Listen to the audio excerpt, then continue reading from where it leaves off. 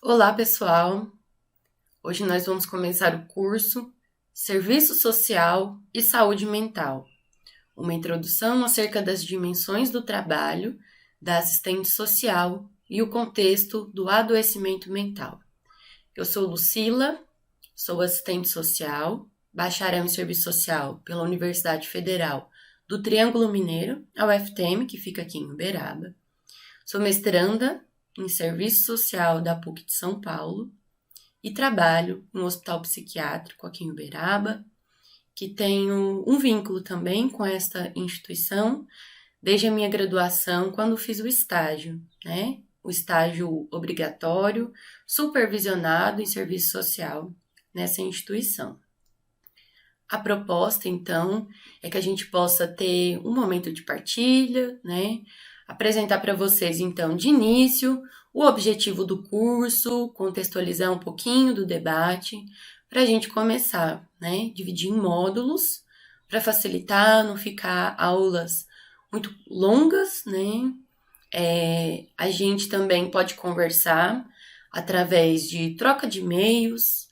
Eu estou deixando alguns links, alguns materiais em formato de artigo que venham a facilitar, né, o conhecimento deste tema e abrir as possibilidades de troca, tá bom?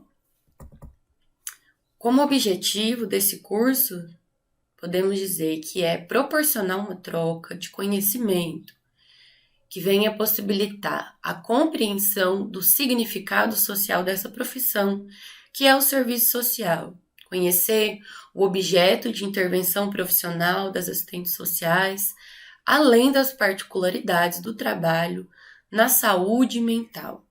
A ideia, então, é ter essa aproximação com o tema, sobretudo relacionado à profissão de assistente social, e também, né, que eu acredito que possa despertar o interesse de vocês, que são profissionais de outras esferas, né,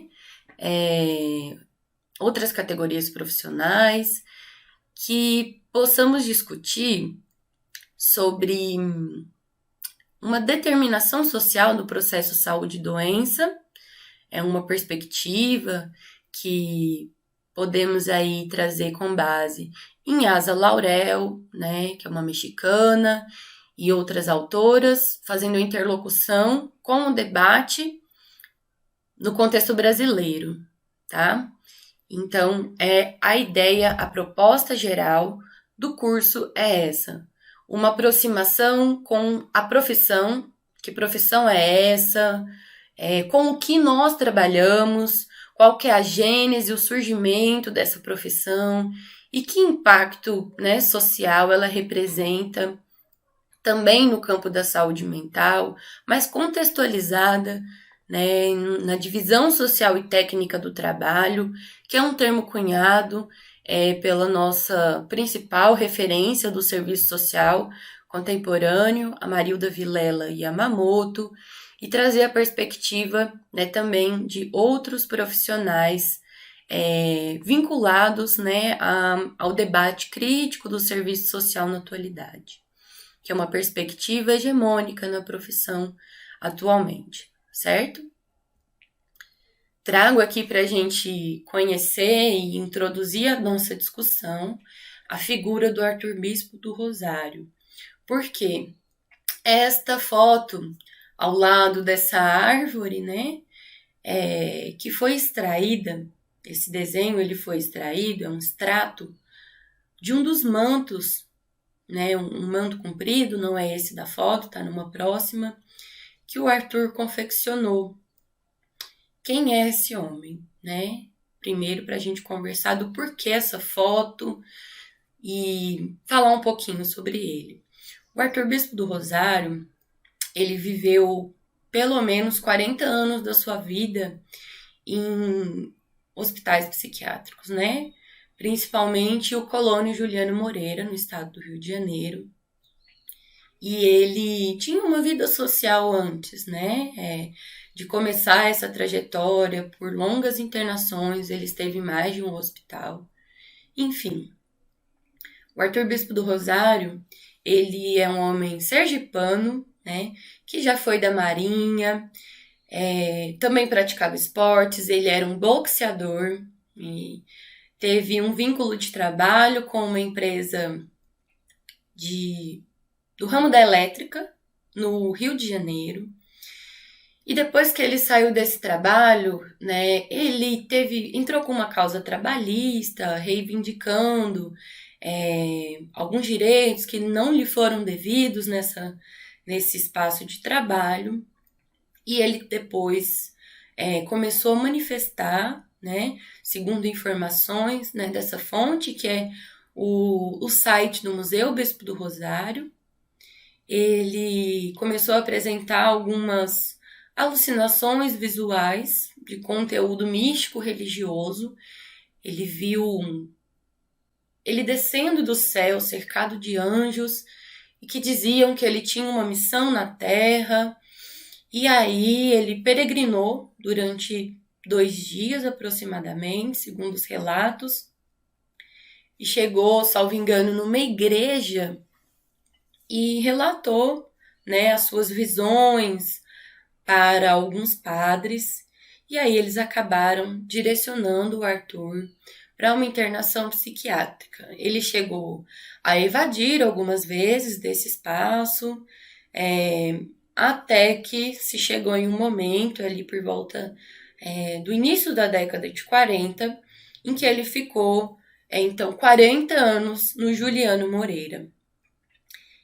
Dentro desse hospital, ele começou a desenvolver um trabalho, confeccionar vários materiais, obras de arte, que ele utilizava como base aquilo que era descartado, ou mesmo ressignificar alguns outros produtos, como talheres, tampas de garrafa, linhas que ele desfiava dos uniformes, desfiava também de lençóis, que era o que ele utilizava para fazer esse bordado. É importante dizer que isso não foi uma estratégia institucional terapêutica, né? Até porque ele estava num manicômio. E era isso que prevalecia naquela época. Então foi uma iniciativa que partiu dele. E nós nos identificamos muito, né? Temos trazido para a nossa identidade visual, a partir do nosso Conselho Federal de Serviço Social, essa foto dessa árvore, né? Que é de um dos mantos do Arthur. Esse aqui é a capa do nosso código de ética comentado. A gente tem aqui ao fundo também essa árvore, né? Que foi extraída desse manto, que hoje é denominado, né, a obra como manto Elvim, é o nome, que é uma das coisas que estão bordadas lá no manto dele. E a nossa identificação, ela está muito calcada no protagonismo do Arthur Bispo do Rosário, de conseguir identificar alguma coisa que lhe tirasse, de certa maneira, que lhe permitisse sobreviver nesse espaço, né? Que são os manicômios. Então, para nós é um símbolo de muita resistência. E lembrando, a gente ainda vai poder conversar um pouco sobre isso, mas atualmente a nossa profissão, né, no nosso código de ética da assistente social, que foi revisado em 1993, nós elencamos alguns princípios, e o principal deles, né, que baliza o todo, né, da nossa profissão, é a liberdade como um valor ético central. E esse homem que viveu metade da sua vida praticamente privado não só do convívio social e comunitário, mas de praticamente tudo que é inerente do ser humano, né? A dignidade e aí as necessidades ditas básicas e mínimas. Então, uma alimentação adequada, né? o cuidado em saúde compatível com as suas necessidades e interesses, uma moradia, enfim. Ele é uma representação muito importante para nós de resistência, né?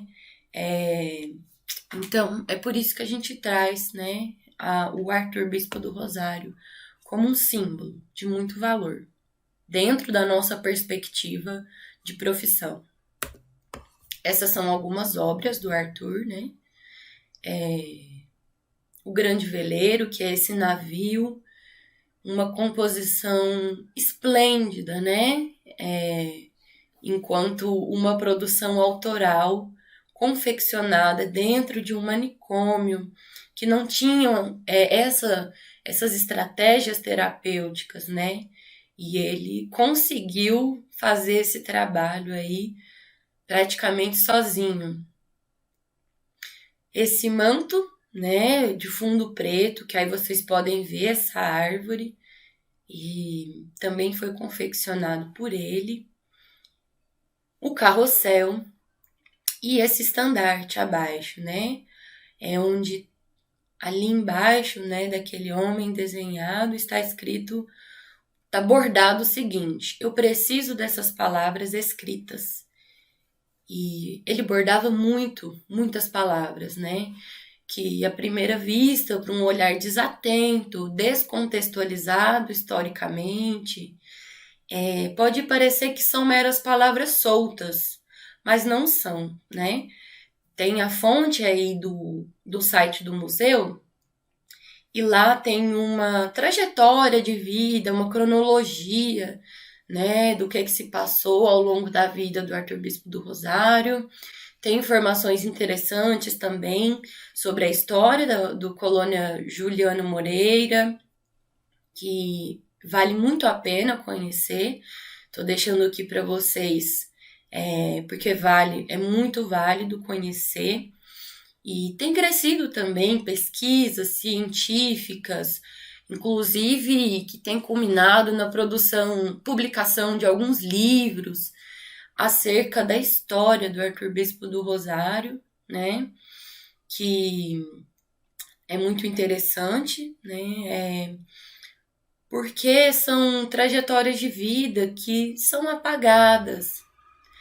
Tem uma parte da cronologia da vida do Arthur Bispo do Rosário, que está nesse site do museu, que traz o conteúdo da certidão de óbito, né? E aí tem um trecho assim: deixa bens? É uma pergunta. A resposta: desconhecido. Como assim desconhecido, né? A produção cultural, né, o acervo do bispo, ele é estimado em torno de 1.500 obras. Então, como que se olha, né? Qual que é o significado social dessa produção?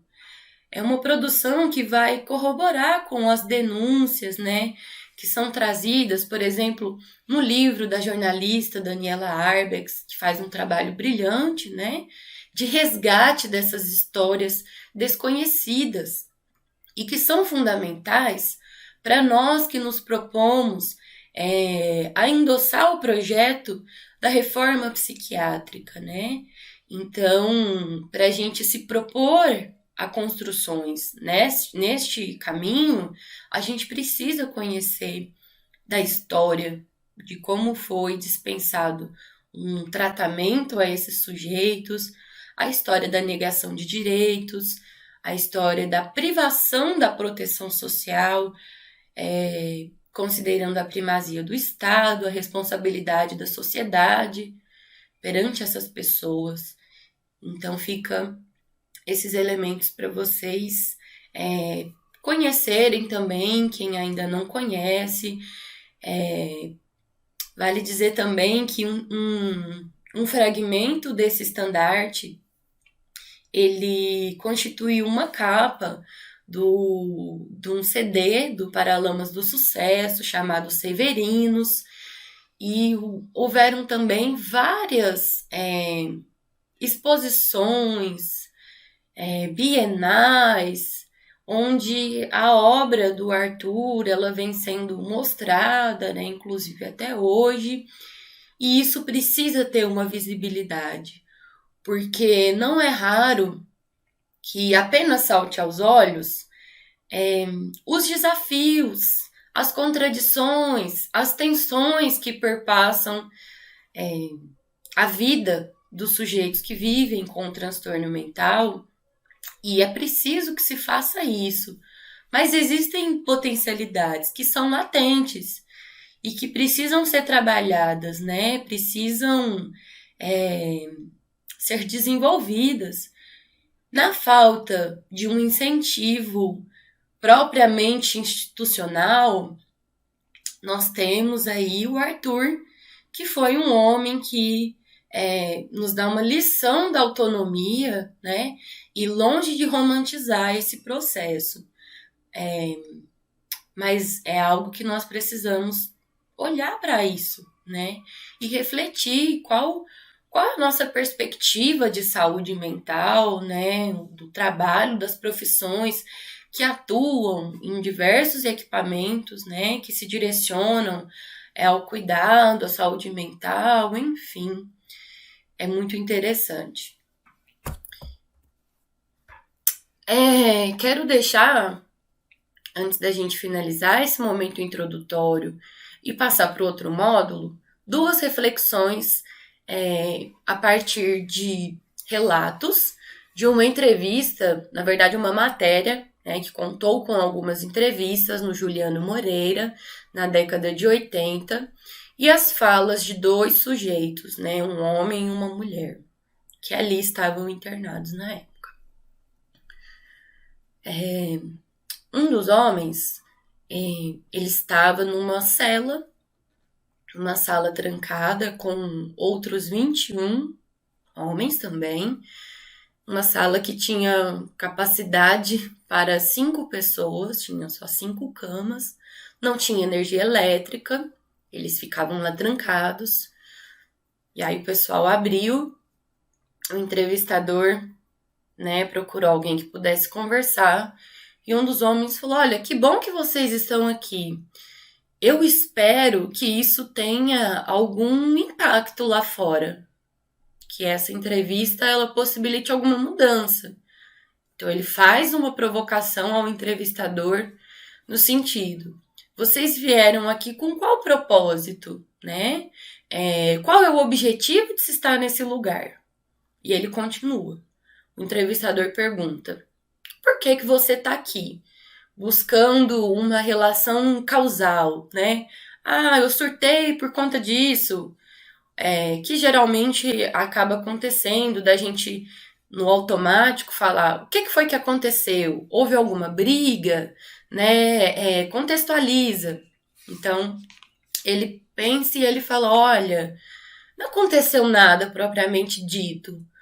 O que houve é que eu trabalhava das 6 da manhã às 11 da noite, todos os dias. E eu não tenho férias, eu não tinha férias há muito tempo. E aí eu estafei, né? A minha cabeça não aguentou. E o outro dado é a respeito do perfil das mulheres. Na época da gravação, a unidade feminina tinha cerca de 800 mulheres ali internadas. E na matéria foi trazido o seguinte dado, que essas mulheres eram majoritariamente empregadas domésticas. E aí fica a questão das relações vinculadas ao trabalho. Não o trabalho entendido meramente como uma relação de emprego, mas enquanto uma dimensão constitutiva, né, do ser na nossa sociedade, do ser social. E chama muito a atenção, né, destaco esses dois dados a respeito do contexto de adoecimento desse homem, que tinha uma jornada muito longa de trabalho, né, que relação era essa, e desse perfil das mulheres enquanto empregadas domésticas. Esse é um ponto que vai perpassar bastante o próximo módulo em que a gente vai falar um pouco do serviço social, a diferença do serviço social com assistência social.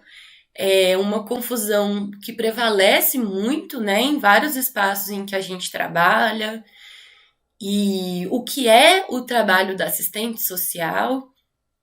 Então a gente vai conversar um pouco sobre isso, né, trazendo também o que é assistencialismo, e esse vai ser o ponto de discussão do próximo módulo. Então, agradeço vocês e até o próximo encontro. Obrigada.